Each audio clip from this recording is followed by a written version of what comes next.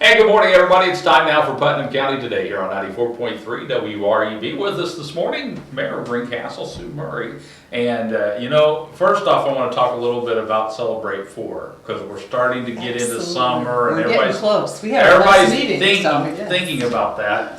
And want to kind of bring us up to date on how you guys stand as far as money-wise on putting that on, and maybe tell us a little bit about what's going to happen that day. Okay, well, we're getting close to the 4th of July. We had our last planning meeting actually last week.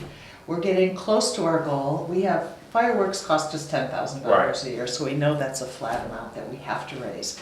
We also know that there are extra expenses because we want to have a sound system for the bands that play, and we want to have the 5K runs and some of the other things that we do that day. It takes some money to finance those. So we set our goal at $10,000. We're getting close. We're almost there.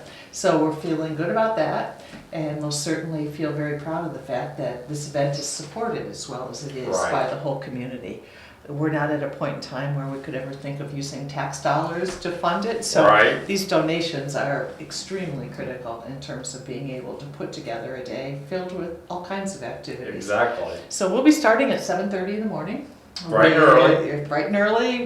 We have a Zumba class for people who want to get loose before they do a 5K run, or for those people who don't do 5K runs. That's right. So we'll have that going on. We'll have a 5K run, walk run. We'll have a firecracker race for kids. Okay. We'll have pancakes at the park. So that's always a nice event, and we'll certainly encourage people to come to that because it's a fundraiser for Friends of the Park and the Pathways, as well as Civic League. Is a real strong supporter and will be there working, and they're still raising money for the splash park that's being built. So we're excited about that. We've got activities planned throughout the day, whether it's Pinewood Derby or dog fashion show or swim in the pool. There's a hamburger eating contest. Really? There's, I think that's around 5 o'clock. Okay. Don't quote me on that, but I think it's close, late afternoon. There are food vendors that are going to be there all day long, music that's going to go on until dusk, and of course WREB will be there. We will be there as well. And that's kind of a long-standing tradition between us and Celebrate 4 too, which is kind of nice to have. It is really nice to have. The nice thing about that is I get a front row seat for the fireworks. You do. You get a great seat. One of the last ones out, but you get a great seat. That's right. The other thing I forgot to mention is cornhole, which is really something that there's a bit of competition in the community about. So that will also be going on in the afternoon, and encourage people to look for the advertisements that will be on the banner and with you all when we finalize the schedule, and to come out and enjoy a day for families and people of all ages. And I tell you what, if you've never been to the Celebrate 4, you need to go because it gets bigger and better every year. Thank you. I think you guys do a wonderful job. Well, let's move on from celebration to what's coming up in the council meeting. That's a real quick turnaround. Well, actually, one of the things that we are talking about is an alternate route for the fair parade, which is another Putnam County celebration. And we'll be looking, in case they don't get a road project completed, and that'll be fine. The high school parking lots are also part of this, and the middle school parking lot. And they're going to be having some refurbishing done this summer. Hopefully that's finished. And if it is, all will be well. Otherwise, we've got an alternative route, so the fair parade will go on. Okay. There'll be that congestion as you get to the entrance and the exit because of the bridge work, and I don't think we can push that along any farther. Probably not. People need to be patient. So we'll talk about that at the fair a little bit tonight. We also have a public hearing talking about the move of the housing authority from just being a Greencastle housing authority to being a Putnam County housing authority. So we have a discussion early on about that, and we also will be passing a resolution saying that we have no problem with that taking place. So the reason for that is because we have Greencastle Housing Authority had a lot of vouchers that were being used out in the county. Because they ran out of facilities within the county that were qualified and people who wanted to participate. So in order to do that and to continue to hold those vouchers, which is obviously essential for folks who have them, the county was agreeable, and it seems to make sense that rather than being under the auspices of the mayor's office anymore, the housing authority will be a countywide housing authority, and it'll be the commissioners who do the appointments to the board. Okay. So we'll be moving forward on that. We'll also be passing the first reading, I hope, of an ordinance that will set our CCD rate at 0.05 cents per hundred. Okay. And that really pays a lot of our road work that gets Right. done every year.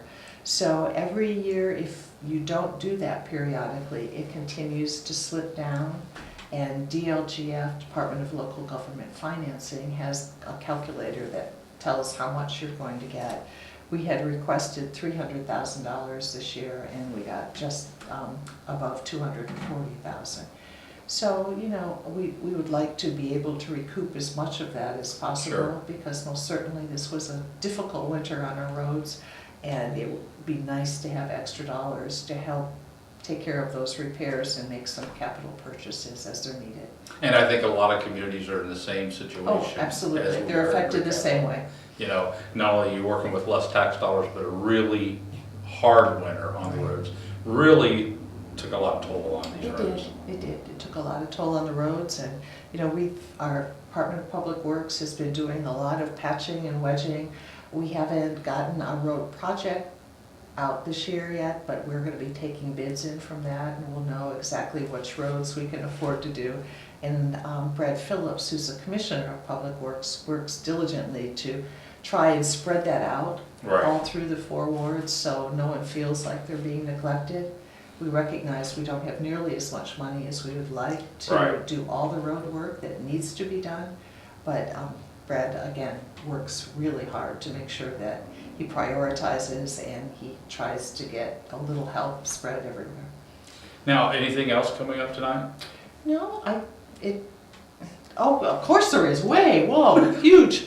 It's a school board appointment. That's right. Huge school board appointment, thank you. And I was thinking that starts at 5:30, it's not a council meeting, but we do get back to it. We'll do interviews tonight at 5:30 Okay. for our 2 candidates, and then the council will make their decision in the regular session. And that person will then start on the school board or continue on the school board if Bill Tobin is the one who is selected. This starts July 1st. Okay, sounds good. And then, of course, we've got construction We all still do. around, Yeah, you know? We still do. And But the good news is, on Indiana Street, I think people need to know that we're sticking to schedule, even with the rain we had, Right. that we should be able to have that open before school starts. okay, So that's encouraging, and you can see they're pouring curbs as we speak, curbs and Exactly. sidewalks, so it's starting to look like a road again, and it's starting to take shape, which is exciting. and it's all new utilities down through there, right? A lot of new utilities, and some we just said, okay, we can make it over those Right. old utilities. And that falls just in perfect timing, because we're going to be hopefully awarding a contract to someone on the parking lots Oh, okay, by the end of this month. okay, So those bids are due next week, and so for Indiana Street, it'll be one construction project and a little more chaos, but hopefully, once that second piece is completed, everybody will be very grateful that we have had a summer of construction. all right. Well, it sounds good. We, of course, want to remind folks that the council meeting's at 7 o'clock tonight. 7 o'clock, second Tuesday at 7, folks are always welcome to attend. All right. Don't forget, if you're a nonprofit group or a community organization and you too would like some free airtime here on WREB, all you have to do is give us a call at 653-9717.